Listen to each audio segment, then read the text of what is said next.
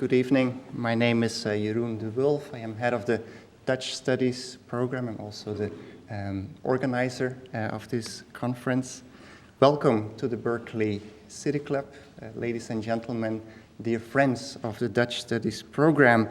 When we decided that the topic of this conference would be colonial and post-colonial connections in Dutch literature, we made a list of authors we would consider as potential keynote speakers. At the very top, as our number one choice, stood Adriaan van Dis. We are therefore extremely pleased and honored to welcome Adriaan van Dis with us here today in Berkeley. To many in the Netherlands, Adriaan van Dis is probably best known as the presenter of talk shows on Dutch national television, but our interest in today's speaker this evening is obviously as one of the most important writers of contemporary Dutch literature, a writer distinguished with many of the most prominent literary prizes in the Netherlands. The Dutch colonial legacy is an essential element in the work and life of Adriaan van Dis. Born in a family of repatriates from Indonesia, Van Dis literally grew up in between two worlds. On the one hand, the Netherlands, a country that had just lost its major colony and was eager to reinvent itself from a colonial empire with a rather provincial mentality into a small European nation with an international mentality. A country that no longer wanted to be reminded of the dark sides of its colonial legacy. A country also that looked with embarrassment at repatriates like Van Dis' parents as an annoying reminder of a history it wanted to forget. On the other hand, Van Dis grew up in a family where Indonesia, the former Dutch East Indies, was still very much present, be it in the food, the language, the behavior, but also in the deep frustrations about the fact that precisely they who had lost everything, their home, their job, and often even their husband or father, were perceived as the embodiment of colonial guilt in Dutch society. Van Dis reproduced the following comment as a typical Dutch reaction to complaints made by repatriates like his own father. Oh, you colonials didn't have such a bad time. You're just complaining because you had to spend a few years without your housemate. But you could always enjoy the nice weather in Indonesia, and every tree had a banana. If only one compares this to how we suffered during the hunger winter in World War II, when we even had to eat tulip bulbs to avoid starvation. Ladies and gentlemen, the stories from his childhood marked the beginning of Adriaan van Dis' career as a writer in the 1980s, and they would culminate in what by some is still today considered his magnum opus, Indische Duinen, published in 1994 and translated into English as My Father's War. Besides this very personal Asian connection, we also find the legacy of Dutch colonization reflected in that other continent that profoundly marked Van Dis' life and work, namely Africa. As a student in Dutch studies at Amsterdam University, Van Dis came into contact with Afrikaans, the Creolized form of Dutch as it developed in the major Dutch settler colony in its colonial network in South Africa. It reminded him of that other Creolized form of Dutch, so-called Pecho, that was spoken by the Eurasian community in the former Dutch East Indies.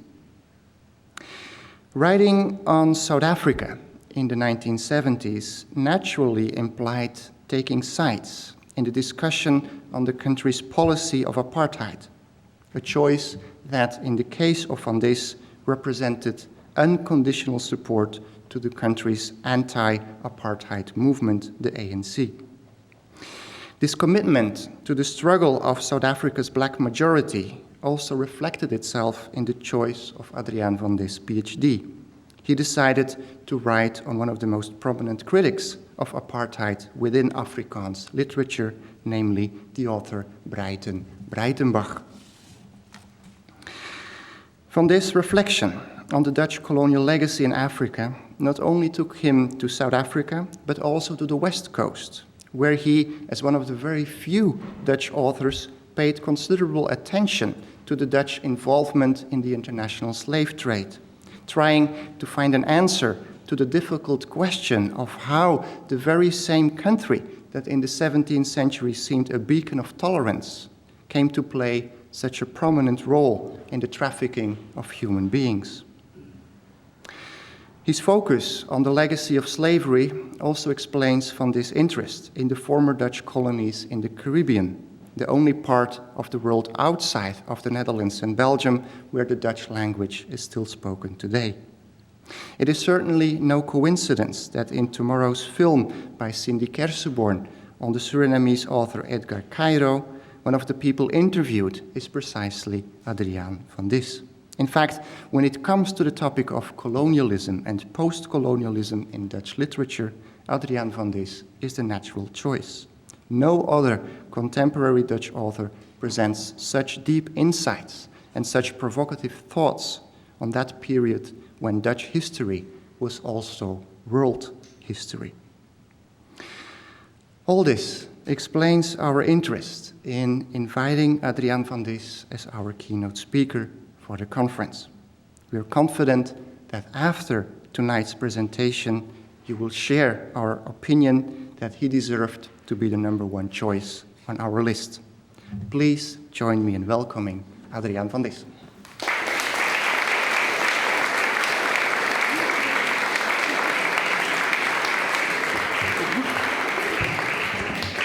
Good evening, ladies and gentlemen. Well, I feel a bit like a patient etherized upon a table. Thank you for being here.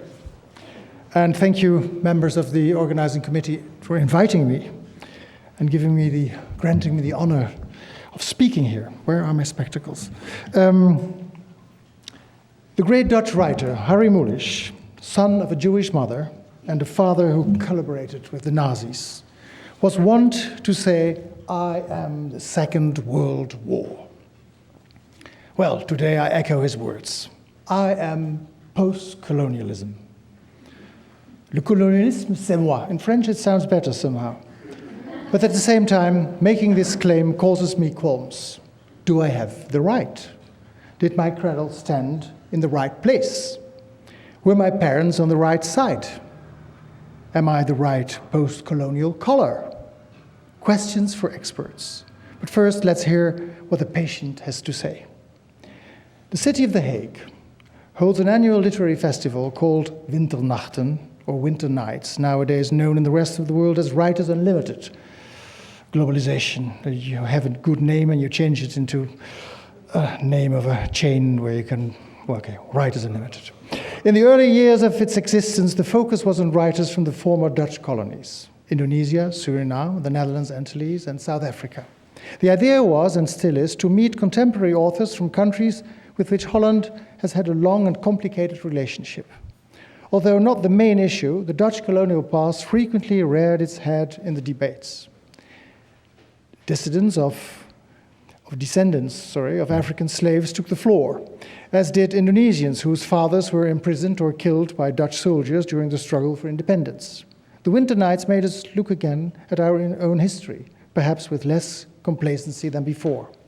For example, returnees from pre-independence Indonesia, so-called Indische Nederlanders, who had settled in large numbers in the administrative heartland of The Hague, and whose descendants were keen to preserve the old East Indian atmosphere of their parents, not only had the opportunity to evoke fond memories of a lost paradise, but also got to hear the other side of the colonial saga, the indigenous side. To everyone's surprise, people turned out to have similar experiences. Fighting for independence and fighting to maintain the colony had more in common than anyone expected. People don't hear me. Oh, then I'll shout. Is this better? Sorry. Shall I start again? To everyone's surprise, people turned out to have similar experiences. As I said, fighting for independence and fighting to maintain the colony had more in common than anyone expected. The festival organizers call this synchronization, sharing emotions in a shared period of time. Shouldn't we have been conducting the debate elsewhere too? In the former colonies themselves, for instance. Winternachten decided to go on tour. For me, that meant a trip to Indonesia, to join a group of visiting writers from South Africa, Suriname, and the Antilles. Talks were given before large audiences of students with the backing of a multifarious array of local performers. One of our team was Sello Duiker, a black South African author who wore his hair in dreadlocks and whose speech was peppered with words in Afrikaans, which bore a suspicious resemblance to the many Dutch words in the Indonesian language of Bahasa Indonesia. And then there was a Hindustani poet from Suriname, Chitra Kayadin, who caused a great stir at each venue by railing at the former colonial power. The greatest applause was reversed for the poet Changa Hickinson. This young man from the Dutch Caribbean island of Sint Maarten wrote in English, and although he had a Dutch education and a sister living in the Netherlands, during the tour, he flatly refused to utter a word of Dutch, either to me or to the festival organizers. His opening line was invariably, "I am the last slave of the Netherlands." This was met with thunderous applause, time and again. As for me, I was the big white man rambling about Tempo Dulu, the sweet colonial times. Tempo Dulu, I used the Malay expression deliberately because I was talking about the East Indies of my parents, a land of hearsay as far as I was concerned. Not that I didn't know the taste of exotic fruits and spices or the stories behind the sepia photographs. My mother under the palm trees, my father posing as a proud pupil of the Dutch high school in Surabaya, the same school that Sukarno attended. To my father, Sukarno was a rebel-rouser who evicted him from his homeland. I gave an imitation of Sukarno, the way my father used to do. They spoke with the same accent. Sukarno, the full-time brothel-goer, part-time president.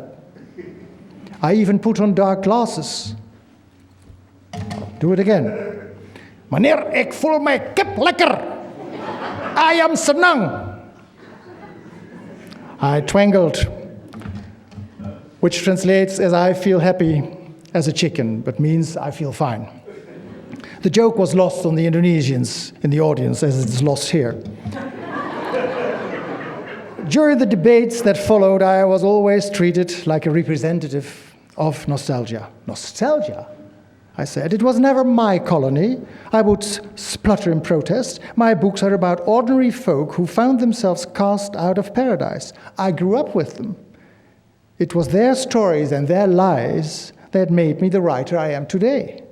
And I would explain about my background, how I grew up in a hostel for repatriates, the majority of whom were born in the East Indian archipelago and knew nothing about Holland apart from what they had learned at school. They could recite the names of all the main railway stations in Holland. They could reel off all the major battles of Dutch history, but the country itself was utterly foreign to them. My father was one such repatriate, a sergeant in the Royal Netherlands Indies Army who left the military after the war because he had no desire to take up arms against the nationalist rebels who were his people after all. He arrived in Holland aged 31 and penniless, no prospect of employment, broken by war. He had been captured by the Japanese and was among the prisoner of war on their way to forced labor in Sumatra, when their ship, the Junyo Maro, was torpedoed by the British. Of the 7,500 prisoners, among them a majority of Japanese laborers, at least 5,620 drowned. My father found a plank of wood, fought for a bit of timber in a blood-red ocean, survival of the fittest. After he was fished out of the sea by the Japanese, he was put to work for 2.5 years as a slave on the Sumatran death railway of Pekanbaru. Mortality rate close to 40%. Yes, my father was a man of statistics and tall tales, but Holland had no call for the war stories of a Dutchman from overseas. Nor was there a ready ear for the other returnees trickling into the country until 1963, about 300,000 in all but 5,000 of them colonial-born. Holland was licking her wounds after the years of German occupation. Over 140,000 Jews had been deported with the collusion, I can't repeat it enough, of the Dutch police and the Dutch railways. And at least 100,000 of them had been murdered. Stories about Japanese camps held no interest for the Dutch public. All that bleating about a lost colony on the other side of the world, about a lost war with nothing like the casualties suffered at home. Not enough to eat? What?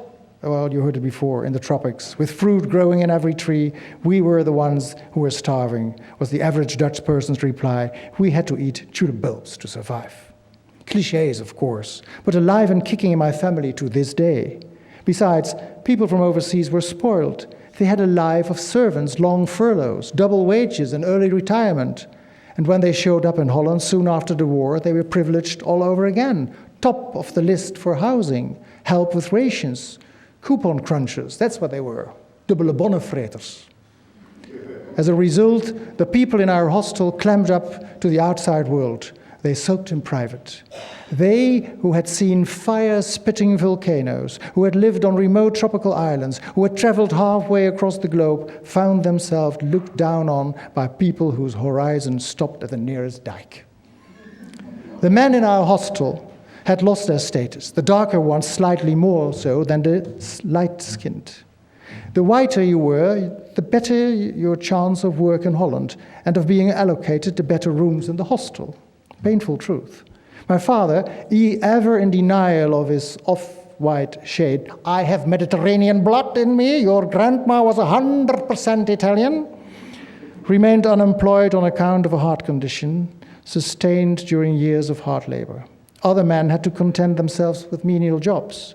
Our much darker neighbor at the back found work in a munition factory, counting bullets, according to my father. Whereas back in the Indies, he had an important position. People had always a position in the colonies, a betrekking, not just a job. He had been a station master, very important position, just one train a day, murmured my father behind his back. He was joking, but then his jokes were always about class and status. That was how everybody tried to salvage their pride. They found consolation above all in the communal restivo, the elaborate meal of colonial times. The Indies loomed large at their gatherings. Their status rose accordingly, as did the bravery of their wartime exploits. Not all of them had been in prison camps. In some parts of the archipelago, having one or two native forebears was enough to escape the barbed wire. There were outsiders at the long table, but for those of mixed ancestry, life in the kampong had often been harder than for the Dutch internees in the camps. What they shared was their hatred of the Japanese. Hatred disguised as ridicule. God, all those tricks they had played on the Japs. What fools they had made of them. They split their sides laughing. The war sounded like just about the most fun one could possibly have. And the dishes were washed to the accompaniment of songs mocking the Japs. Jappen hier, Jappen daar, vele Jappen zonder haar. A nonsense rhyme. Japs here, Japs there, Japs all over without hair. Heb je wel gehoord van de Jap die is gesmoord in een pot met bruine bonen? Hij liep als een gek met een lepel in zijn bek en de blubber liep langs zijn konen. Jap, jap, jap, jap, je petje is te klein, je schoenen zijn te groot, je hebt verloren de zilvervloot. An old Dutch school song, with radically altered words along the lines of, have you heard of the Jap drowning in the cooking pot? The Jap running around like a madman? The crazy Jap with his shoes too big and his cap so small? There was no way such a figure of fun could ever win a war. I sang along with the best of them, at the top of my voice, because I dearly wanted to belong, to be part of it all, of my parents' war, of the gang boys and girls, darker skinned, barefoot kids with catapults who caught birds and made bonfires. These camp children had not been to school during the 3.5 years of internment, but they were more mature than their Dutch classmates, more grown up, because they had seen their parents being humiliated. The locals called the hostels the Blue Colony, after the blue-black sheen on the hair of the residents. And when in summer the orphans from Amsterdam came to the beach for a day, they would chant, glory, glory, hallelujah. The girls from Batavia are black, pitch black. Glorie, glorie, glorie, gloria. En de meisjes van Batavia zijn zwart, pikzwart. Yes, I learned the meaning of discrimination from an early age, and especially that it could apply to any skin color. Although I had ginger hair and freckles, and at home I was the rosy piglet who was scared of a smidgen of hot pepper sauce, and whom they called totok, a Malay word meaning full-blooded European ignorant of the Indies. You weren't even born yet. You don't know a thing. At school I would say boastfully, oh, we are from the Indies, you know. I had to, because who wanted to belong to the Hollanders? The Hollanders were kasar. Coarse, one of the first Malay words I learned, Hollanders. Wooden shoes, wooden hats, wooden manners. Over drink, every Hollander had been a wartime hero. And of course, all joined the resistance. My father said with a colander on their head in the broom cupboard. Oh, how we jeered at the Hollanders in our house. They had a bath only once a week, whereas we had one every day. Van buiten blink, van onder stink, meaning outside clean, inside stinky. Their fiercest critic was not my father, as you might expect, but my mother. She who was herself as Dutch as could be, a farmer's daughter from a Protestant enclave in Catholic Brabant. It was love that had landed her in Sumatra at the age of 22. My mother, I seldom refer to her during our writers' tour of Bali and Java.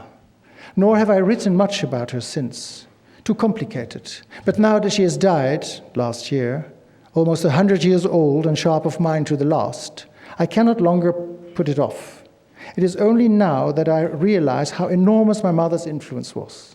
We learned to look about us with a measure of detachment not only at Holland, but also at the Indies of the past, the East Indies of the European sentimental tempo dulu.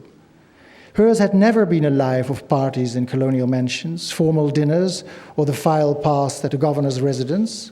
As a young wife, she lived far away in the wild, often on her own for weeks at a time. She had lived among animists and took back to Holland the idea that there was something spiritual in all of nature. She tried to pass this on to her children in various ways, such as always ask a flower before picking it. Yet now we have a princess who's talking to trees, but my mother talked to plants long time ago. She also encouraged us to be open-minded about different religions. Every religion contained something of value.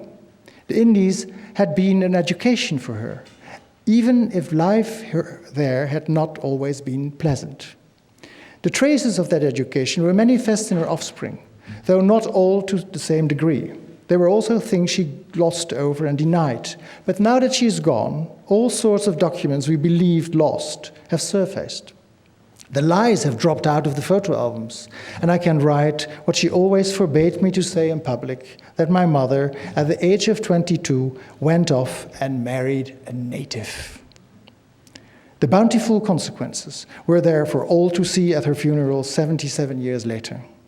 She managed to drum up hundreds of mourners, 1/3 of them brown-skinned relatives, and 1/3 Dutch farmer stock, gathered together for the first time ever, and 1/3 friends of her respective surviving children, a motley crowd of city folk.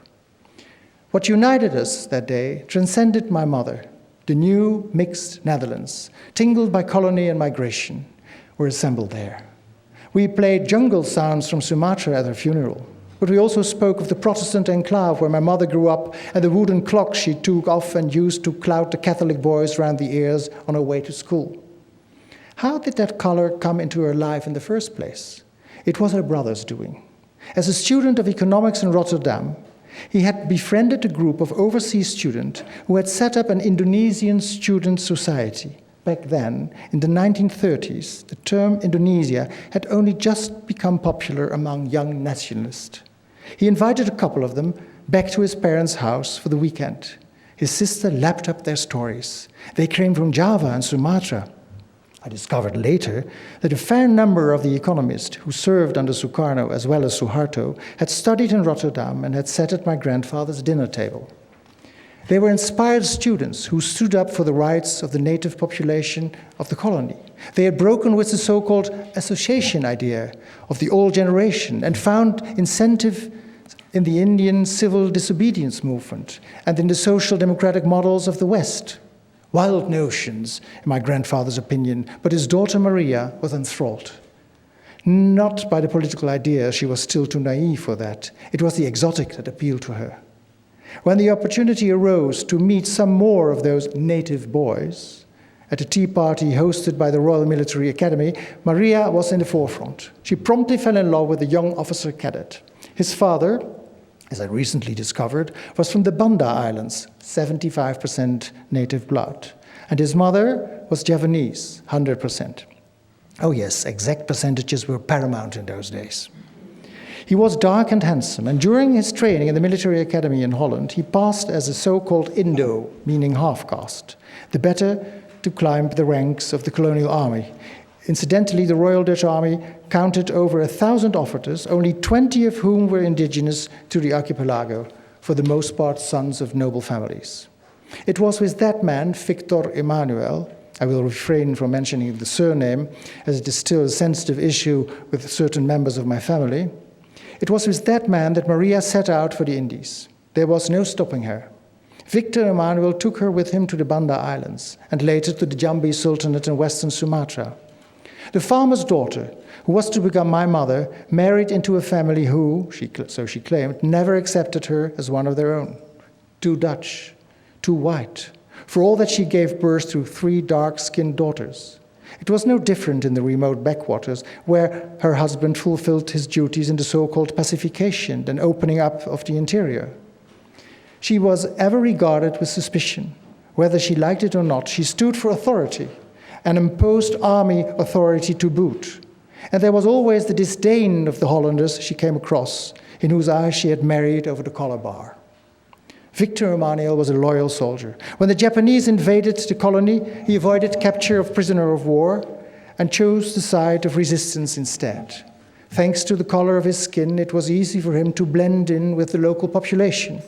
He gathered around him a group of trusted associates and blew up a couple of bridges, something his wife didn't find out about until many years later. She herself was interned a few weeks after the Japanese invasion, along with her 3 daughters, and spent the next 3.5 years in various prison camps on Sumatra.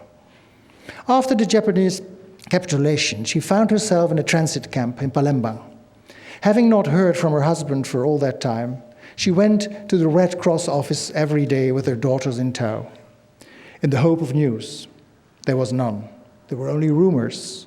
Or at the transit camp, the girls made friends with a serviceman who, like them, had recently been released from internment and who was searching for his wife. The girls saw him as a surrogate father and introduced him to their mother. He offered to help her track down her husband, Victor Emmanuel, whom he knew from the old days. He had even served under him as a sergeant. It transpired that Victor Emmanuel had been beheaded by the Japanese in December 1944. In the spring of 1946, the young widow and her children set sail for the Netherlands. She would finally be showing her 3 pretty girls to her Dutch farmer relatives. And at the same time, she would introduce them to the man who had come over on the ship with her. By coincidence, his name was also Victor. It was the search for the other Victor, Victor Emmanuel, that had brought them together. Well, the outcome of that search stands here before you now. It was not until Maria arrived in Holland and underwent a medical examination that she discovered that she was several months pregnant, her swollen belly having previously been taken as a sign of edema from undernourishment. Given her present blessed circumstance, she thought it wiser not to move in with the relatives on the farm, but to join the ranks of the impoverished repatriates. And so the newly formed family found itself quartered in the repatriates' hostel among the sand dunes. There's no end to what a child accepts without question. That your father can't marry your mother because his previous marriage was dissolved according to Muslim law. The Christian Netherlands did not recognize that law. But the new self-proclaimed state of Indonesia did, which was why I went by my mother's surname, till today. That there has been a war that you weren't supposed to talk about to other people, let alone that your father spent hours lying in a darkened room, counting out loud, tallying the dead. Numbers, numbers. that Holland was a country that did not keep her promises. For years, my mother was kept begging for the widow's pension she was entitled to from her first husband. The Dutch authorities simply could not believe that a native could have sided with Holland in the war. That it was never, ever worth giving your life for a flag. That was the most important lesson. A flag, a queen, or a country, it would bring you nothing but trouble. The Hollanders, those bloody Dutch. Over wars, other wars did count for some reason. The war in Holland. The war against the Jerries. Anyone who had suffered in that war deserved to be treated with respect. And the Dutch had suffered, so had the Jews. Though the reception awaiting those survivors who made it back to Holland was no more than chilly. My father craved respect, but since no one wanted to hear about his personal suffering, he adopted the European war as his own and became a rabid anti-German, his way of beating them at their own game. Like father, like son, I promptly volunteered for the kiddies' resistance, Kleuterverzet, my brave mission being to send every German holidaymaker who asked the way in the opposite direction.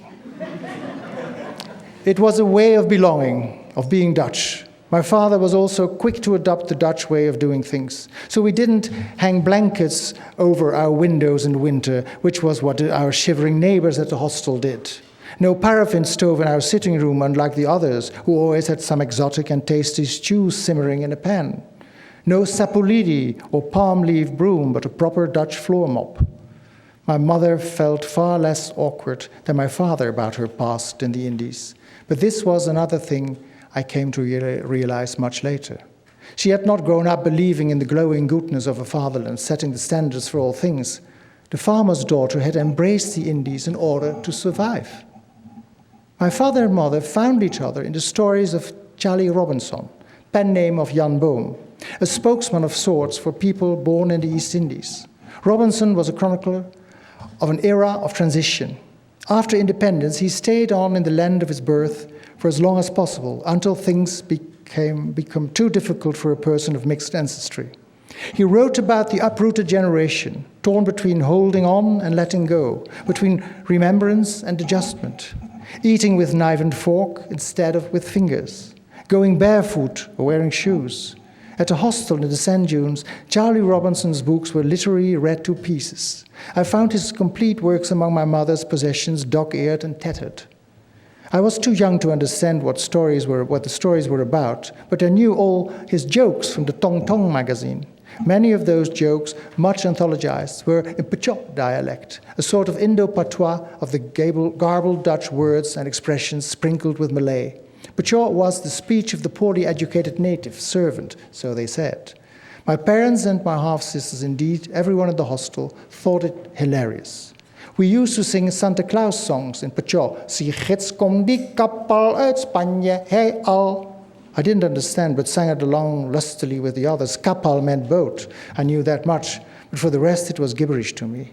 Yet how sweetly the sound of it still rings my ears today. My father was especially good at it, at home and in public. He ridiculed his own accent, forever the accent on the wrong syllable. He acted a part of the colonial-born Dutchman and sought acceptance in exaggeration. I was brought up with the tones of the Indies, the tastes too.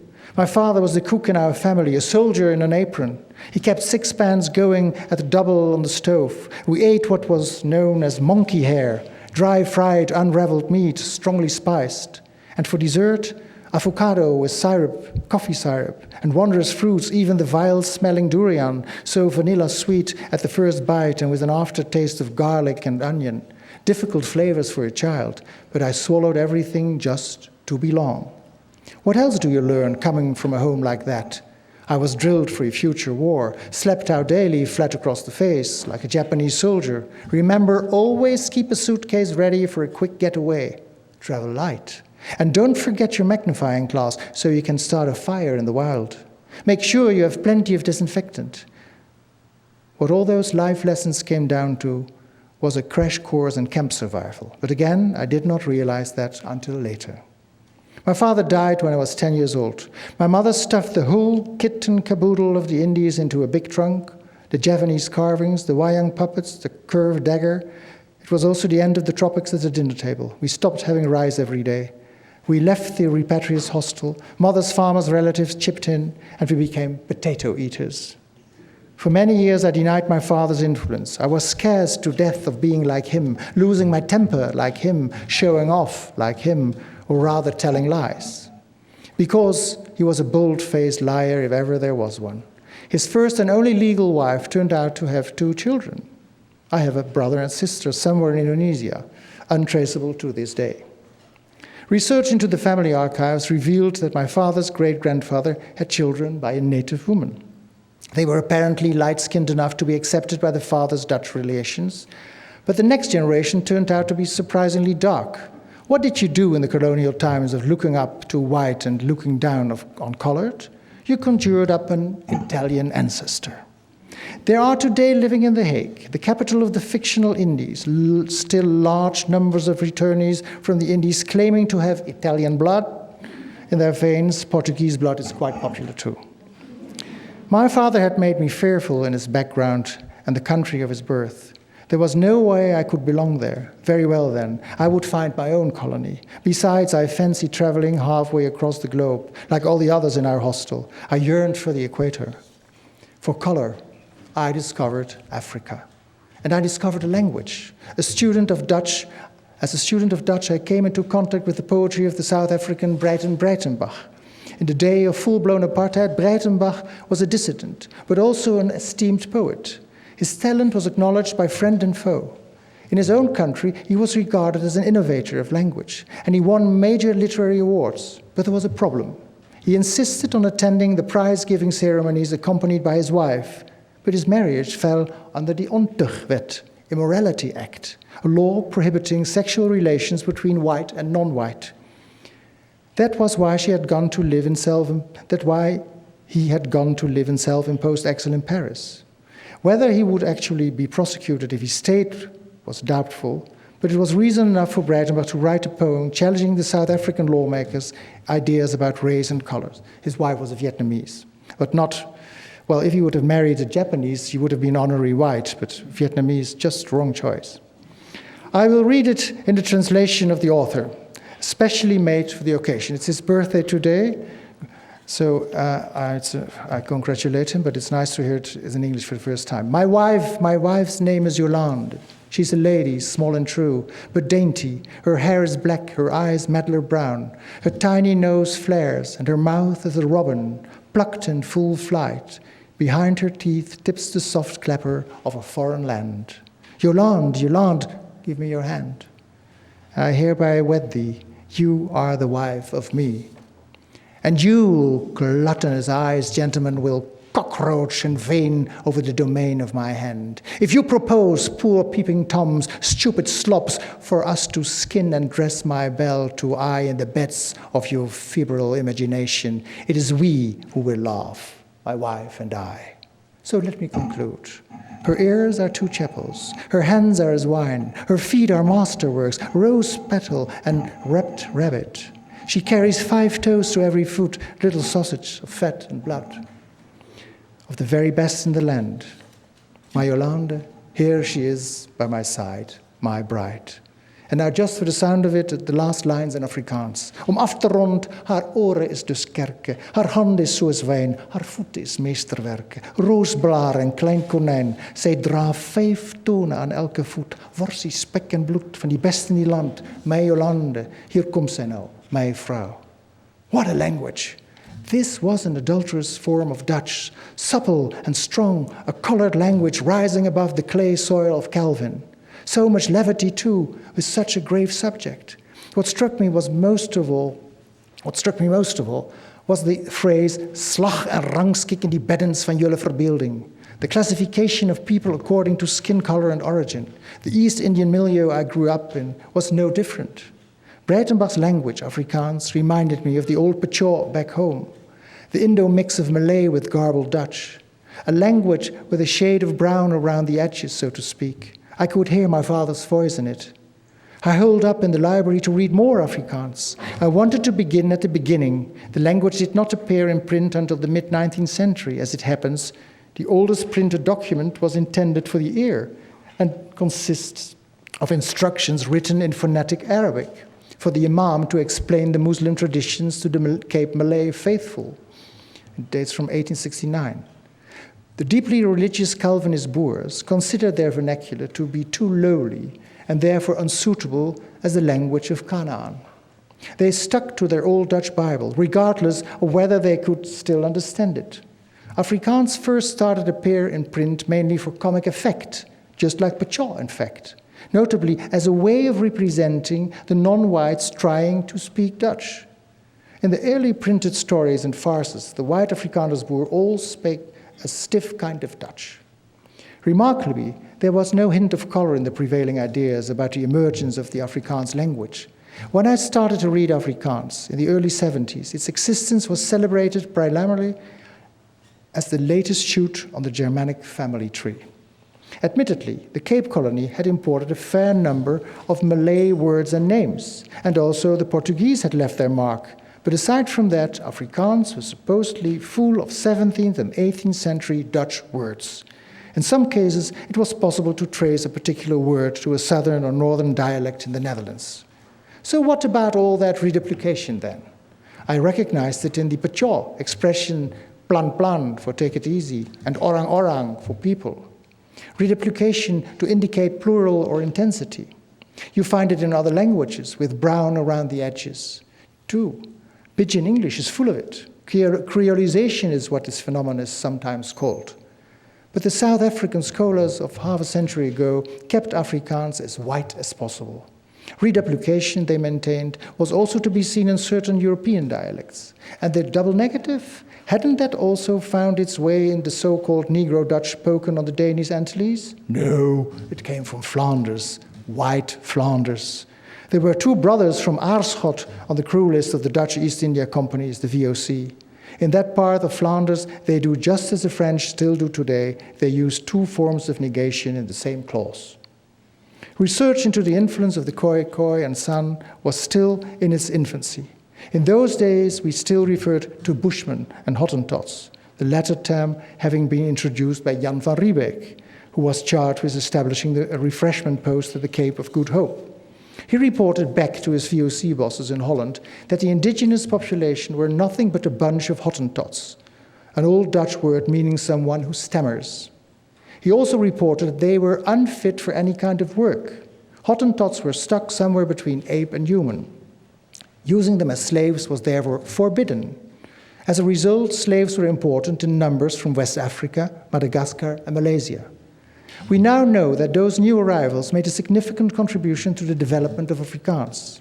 Boss simplifies his speech when talking to slave. Slave passes on simplified speech to boss's offspring. Thus the Afrikaans language came into being, and in a remarkably short space of time too. But the researchers of the apartheid era clung on to their idea of a Teutonic language shift. How about that? Denial. Sounds familiar, I thought. Italian ancestry in South Africa too.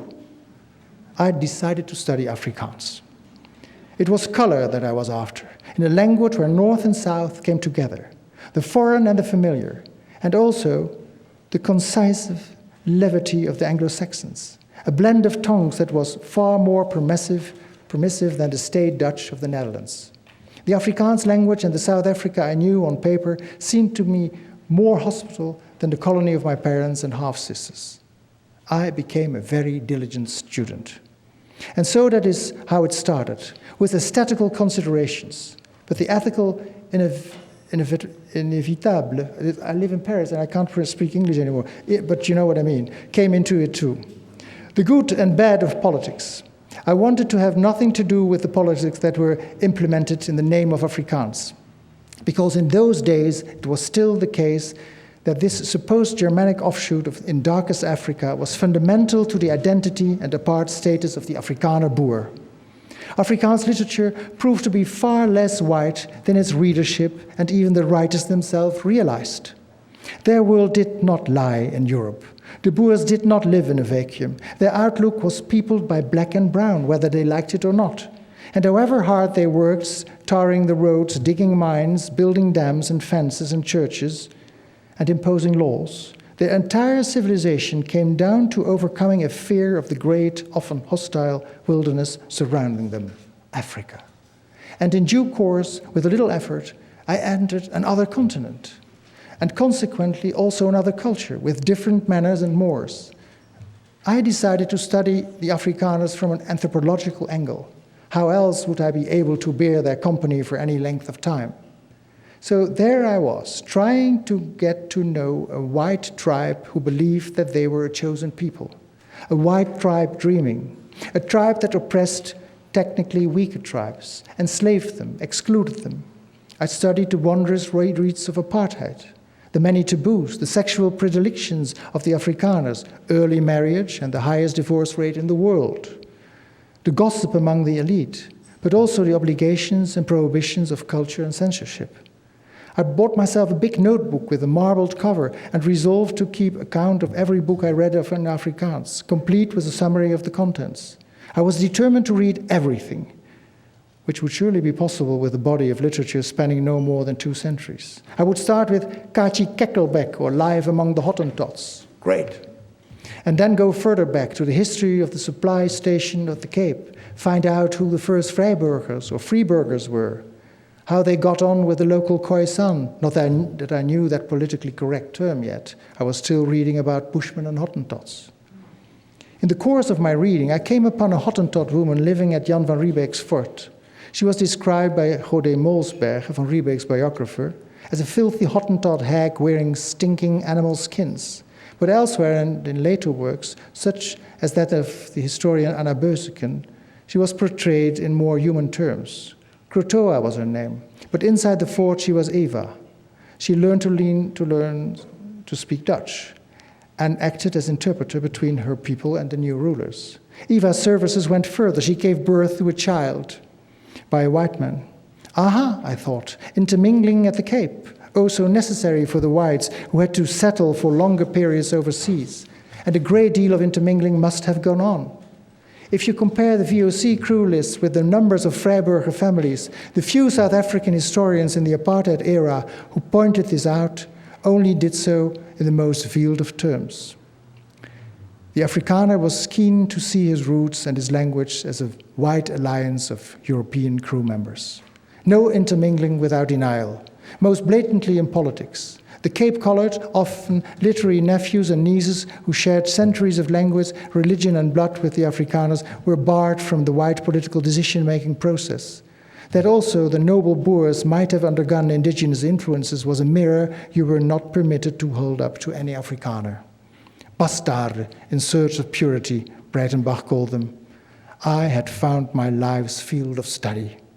Of course I was aware that my quest for color was subjectively motivated. I, who had been so eager to be part of my family's war, who had joined the kiddies' resistance at a tender age, who wished he was brown instead of white, who sang the prison camp songs at the top of his voice, I was terrified of being drawn into another camp, the Afrikaner camp, the camp of the baddies. So I took sides with the dissidents, stood up for the oppressed in word and deed.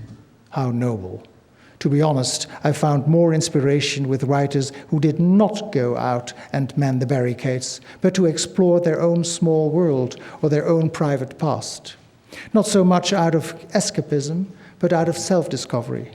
Where did they stand in a country that was loud of voices and where the sky full of vultures had long since carried the answer, a doomed truth no one was asking for, as the poet N.P. van Wyk Lau said? What was their place in Africa? They were the descendants of colonists, but also pariahs. They too wrote with a knife at their throat. They too voiced the pain of their country. Take a poet like Dirk Opperman, not a man of manifestos, but a sensitive mind who grew up among the Zulus and gave account of that in his poetry. Or the conservative N.P. van Wyk Lau, for whom the discovery that he belonged not to Europe, but to Africa, did not come until he traveled to Paris. He felt more affinity with migrants from Western North Africa than with the French intellectuals. He asked himself, what is my connection with Africa? And the only answer he could give was, my bastard tongue. He was alluding to the language of his native Sutherland, a hamlet deep in the mountains of the Karoo, where white and black lived side by side and where they spoke their own brand of very flowery Afrikaans. The language of these poets belonged to a country where their skin was foreign. It was thanks to them that I dared to explore my own backyard, the colored world of a hostel of repatriates on the Dutch coast. It was not the Dutch language, but Afrikaans that roused the writer in me. I wrote Nat dan Sit, a short novel about a boy growing up between rice and potato. A modest debut that I kept under wraps for a long time, because I knew that the story I really wanted to tell was a different one. But the courage and inspiration still had to ripen. 10 years and a few novels later, I wrote Indische Duinen, which was published in the United States under the title My Father's War. The story of a young man who dances a jig on his father's grave and spills all the family secrets. 200,000 copies were sold within 1 year. I'm not saying this to boast, just to show that the book clearly touched a nerve in the Eurasian community. I had evidently broken a long silence and suddenly became their spokesman, me, the Totok, the outsider. Of course, some negative reactions followed. I had been too disparaging about the Indos. I was not a proper representative of the milieu. Old grievances surfaced. My outlook was too Dutch, in other words, too white.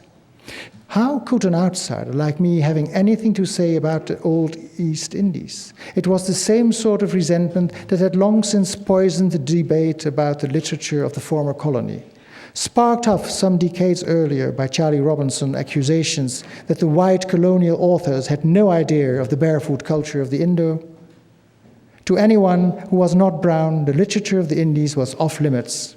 Actually, living among people from the Indies did not count. Then the reader came forward with evidence that my father's ancestors had mixed with native women, and the debate flagged. It was blood that counted, and soil. Not very pleasant. One of the first radio interviews I gave after the publication of My Father's War was with the Dutch Muslim Broadcasting Service. I was taken aback, and I showed it. Our fathers used to beat us too, declared the young woman doing the interview. I pressed her for more, and she told me that her father, like mine, had been unemployed. Her family too had come down in the world. They lived in two cultures, and in her family, likewise, the children had to excel at school, which especially the girls succeeded in doing. The children had to make up for everything. It was an extraordinary encounter. I turned out to have more in common with guest worker families than I ever imagined. After that, I began to look differently at my own past and at my father. With more understanding, I decided to write about his life in Holland. The resulting book has been translated into English as Repatriated, in Dutch Familieziek. The story of a migrant, Mr. Java, who drills his son for the future, drawing him deeper and deeper into his delusionary world. There is practically no mention of the East Indies in the novel. For me personally, it was quite liberating to take my family out of the virtual Indies and place those who shared our fate in a wider context. Repatriated was translated in many languages.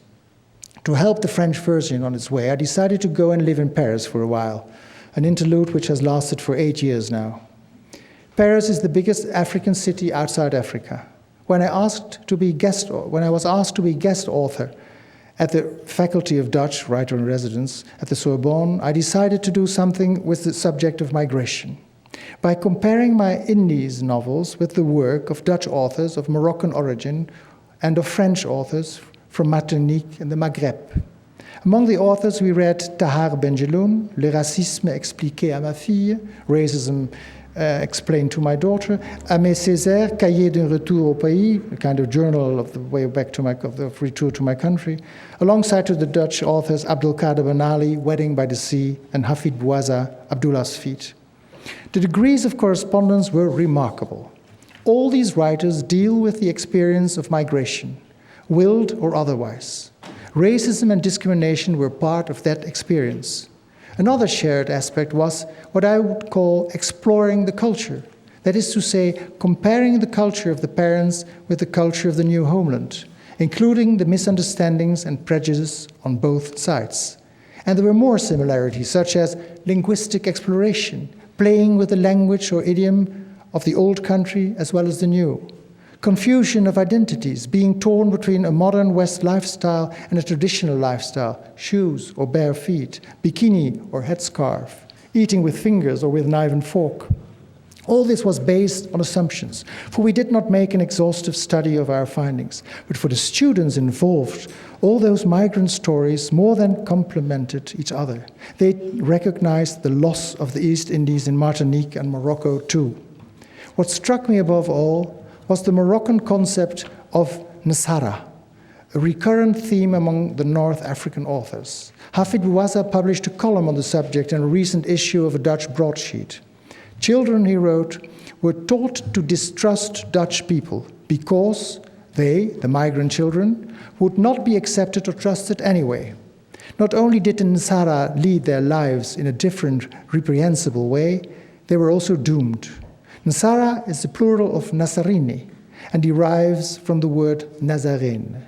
It denotes both a Westerner and a Christian, the term Christian being taken in the sense of unbeliever. This is inconceivable to anyone who did not grow up in a Moroccan family, Bouazza tells us. But anyone growing up with the notion of Kassar, anyone who, like myself, was raised in distrust of the ill-mannered Hollander, understands that Moroccan sentiment all too well, however undesirable and pernicious that sort of folklore can be. The literature of the Dutch East Indies proves to be far less exclusive than many Dutch people think. The French students found themselves looking at the Moors of their own country with astonishment. They stepped into the lives of newcomers, but also put themselves in the shoes of the others, for whom the coloring of their neighborhood or city had simply gone too fast. Perhaps that's what makes reading post-colonial literature so rewarding. It allows us to look inward with outward eyes. If we in the Netherlands are to come to terms with our colonial sentiments, then we must also immerse ourselves in the experience of other peoples and literatures. And as long as the old colonial powers continue to be flooded with former subjects and immigrants seeking to make their fortune, that experience will remain very much alive. In sum, my learned ladies and gentlemen, your field of research has a great future. Thank you.